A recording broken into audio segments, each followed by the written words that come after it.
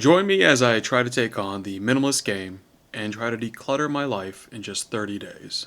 For a lot of us, clutter can be overwhelming, and it's hard to know just where to start.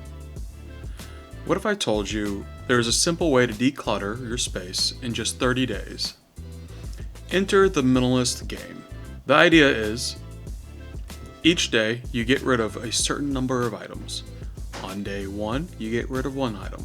On day 2, 2 items, and so on. By the end of 30 days, you'll have gotten rid of more than 450 items. The goal of this video is to give you the motivation and tools you need to take on the minimalist game and start decluttering your own space. By the end of the video, you'll have a clear understanding of how the game works, and you'll be ready to start your own 30-day decluttering journey. I'll also have links in the description to the Minimalist website and a breakdown of the outline. The idea is, on day 1, you'll get rid of just 1 item. Sounds easy, right? But as the days go on, it gets tougher. You have to start making tough decisions on what to keep and what to let go of. I personally am doing the challenge backwards.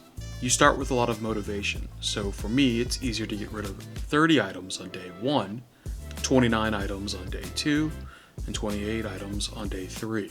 But that method isn't for everyone, and starting with 1 item on day 1 is a good way to get your foot in the door on letting go of things. I've done the minimalist game before, and I can tell you firsthand, it's life-changing. There's something about getting rid of clutter and living with less.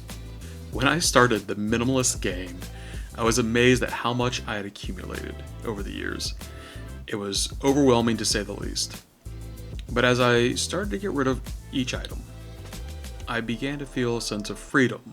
One of the biggest benefits of the minimalist game is that it helps you to develop a mindset around consumption.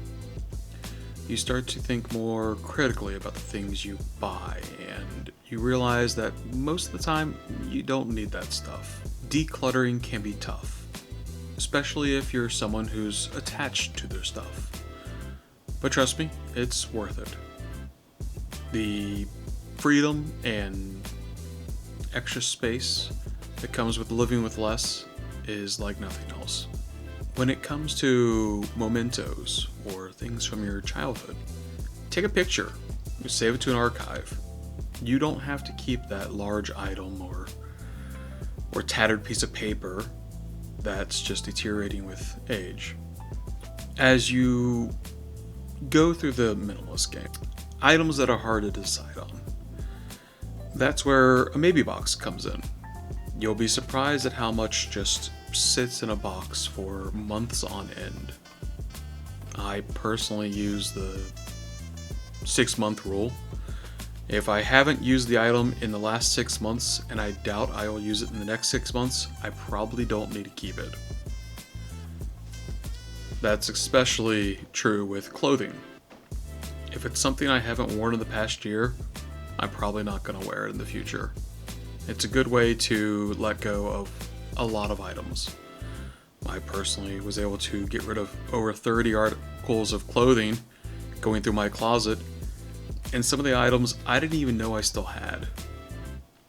I didn't feel like I had a whole lot of extra clothes, but until I pulled them all out, threw them on the bed, and went through them one by one, I really realized how many articles of clothing I had that I just didn't wear.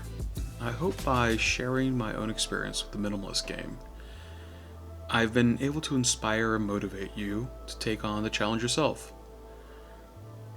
Remember, the goal is to simplify your life, not to get rid of everything. It's about living more intentionally and focusing on what really matters. If you're ready to take on the minimalist game and start decluttering your own space, then let's go. In the description below, there'll be a link to a calendar from The Minimalist that you can follow along playing this game.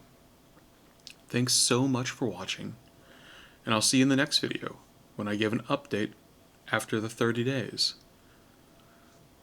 Don't forget to comment below and share about your decluttering experiences.